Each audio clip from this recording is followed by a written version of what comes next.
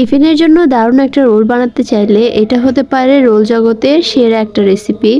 এটা আপনি বানাতে পারবেন আপনার হাতের কাছে থাকা উপকরণ দিয়ে। বরাবরই আপনাদের সাথে সহজ রেসিপিগুলো শেয়ার করার চেষ্টা করি, আজকেও তার ব্যতিক্রম নয়। তো চলুন রেসিপিতে যাওয়া যাক। রোল বানানোর জন্য প্রথমে আমি একটা বড় সাইজের বোলে 1 কাপ পরিমাণে ময়দা নিয়ে নিচ্ছি। তারপর এখানে দিয়ে দিচ্ছি স্বাদ অনুযায়ী কিছুটা লবণ। এখন এগুলোকে আলতো হাতে একটু মিশিয়ে নিব।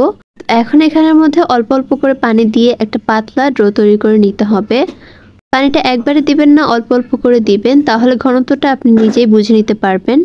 তো এটার ঘনত্বটা কিন্তু ঠিক এইরকম হবে, খুব একটা ঘনও না আবার খুব একটা পাতলাও না, কিন্তু একদম স্মুথ হতে হবে। তো এখন চুলায় একটা প্যান বসিয়ে দিচ্ছি। প্যানের মধ্যে আমি আগে থেকে অল্প একটু তেল ব্রাশ করে নিয়েছি। তেলটাকে তারপর আমি কাপড় দিয়ে মুছেও ফেলেছি। এখন একটা চামচ দিয়ে 1 চামচ পরিমাণে আমি ব্যাটারটাকে দিয়ে তারপর এরকমভাবে ঘুরিয়ে নিয়েছি। তারপর এটাকে আমি 30 সেকেন্ডের জন্য এভাবে রেখে দিব। তারপরে কিন্তু উপরের পাটটা একদম সুন্দর মতো হয়ে যাবে। তো এখন একটা স্প্যাচুলা দিয়ে এটাকে আমি উঠিয়ে ফেলছি। এরকম করে কিন্তু রোলের শীটটা আমরা খুব তাড়াতাড়ি বাড়িয়ে ফেলতে পারবো। তো এখন আরেকটা প্যানের মধ্যে আমি 1 টেবিল চামচ তেলের মধ্যে দিয়ে দিচ্ছি পেঁয়াজ কুচি, তারপরে দিব কাঁচামরিচ কুচি। এখন দিয়ে দিচ্ছি অল্প একটু ক্যাপসিকাম কুচি। আপনারা চাইলে এটা স্কিপও করতে পারেন, তবে দিলে কিন্তু রোলের টেস্ট অনেক বেশি ভালো আসে। দিয়ে দিচ্ছি স্বাদ অনুযায়ী কিছুটা লবণ। এখন দিয়ে দিব 1 চা চামচ রসুন বাটা, 1/2 চা চামচ আদা বাটা। তো এখন এগুলোকে আলতো হাতে একটু মিশিয়ে নিব। তারপর এখানের মধ্যে 1 চা চামচ দিয়ে দিচ্ছি জিরার গুঁড়া। তারপরে দিয়ে দিব 1/2 চা চামচ গোলমরিচের গুঁড়া। আবারও এগুলোকে খুব ভালো মতো একটু মিশিয়ে নিচ্ছি। এখন এখানের মধ্যে আমি দিয়ে দিচ্ছি চিকেনটা এখানের মধ্যে হাড় ছাড়া রয়েছে।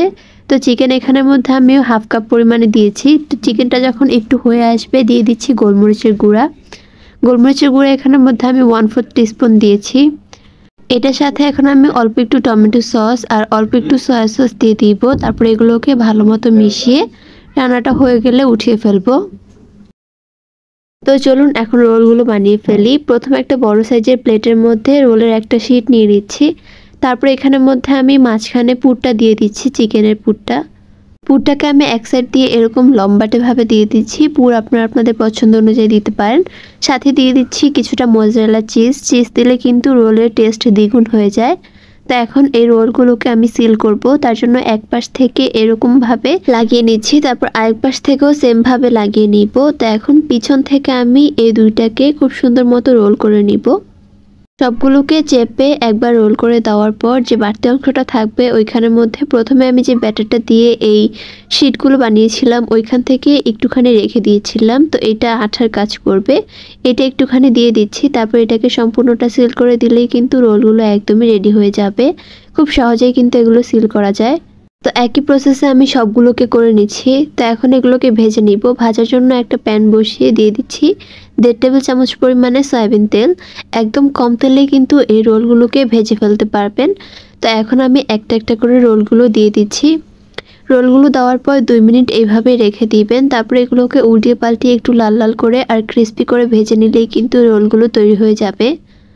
কেউ চাইলে কিন্তু এগুলোকে ডিমের মধ্যে কোট করে তারপরে এগুলোকে ব্রেড ক্রামে কোট করেও ভেজে নিতে পারেন। তবে এইভাবে করলে কিন্তু টেস্ট অনেক বেশি ভালো আসে। আর এটা কিন্তু নিঃসন্দেহে একটা হেলদি রেসিপি, যেহেতু আমরা এখানের মধ্যে অনেক কম তেল ইউজ করেছি। তো যখন এগুলো লাল লাল হয়ে আসবে চুলা থেকে নামিয়ে নিচ্ছি। তো এখন এগুলোকে একটু ডেকোরেশন করে নিচ্ছি। আমি আপনাদের সাথে একটা ভেঙেও শেয়ার করছি। দেখুন দেখতেই কিন্তু অনেক বেশি লোভনীয় হয়েছে। আপনারা চাইলে কিন্তু বাসায় খুব সহজে বাচ্চাদের টিফিনের জন্য এই নাস্তাগুলো তৈরি করতে পারেন। তো আমার আজকের ভিডিওটি ছিল এই পর্যন্তই। আল্লাহ হাফেজ।